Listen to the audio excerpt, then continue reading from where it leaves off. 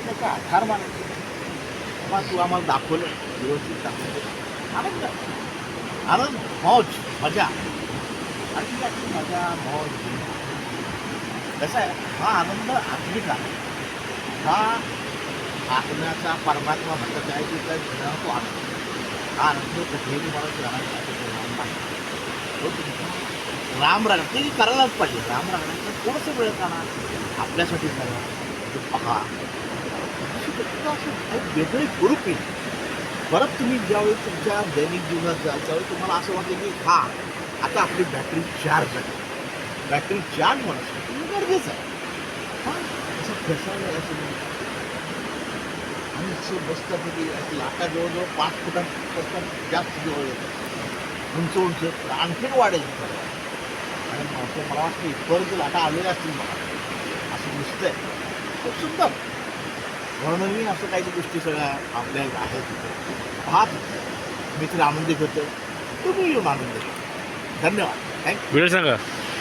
वेळ आपला साधारणतः बघा 11:40 हा आपला 11 सप्टेंबर 2025चा दिवस आहे. आता थोड्या वेळात 12 वाजतील म्हणजे आपण 12 सप्टेंबर 2025मध्ये प्रवेश करू. त्यावेळेस रात्रीचे दृश्य खूप सुंदर आहे. म्हणून हे वेगळ्या काळासारखं दृश्य आहे.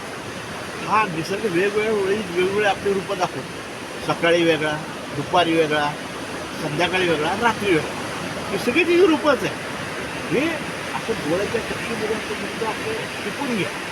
मनाच्या केवढा उघडा आणि त्यामध्ये ते ठेवा. आनंद आहे. आनंद ही आनंद आहे. धन्यवाद.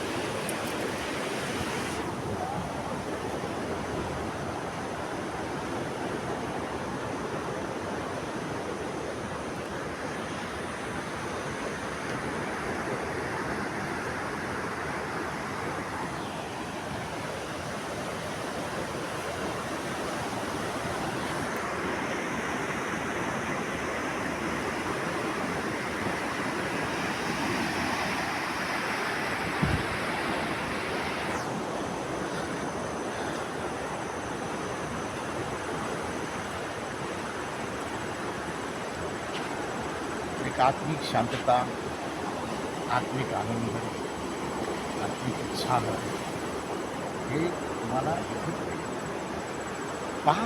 निसर्गाच्या जवळ जा, पाहत राहा.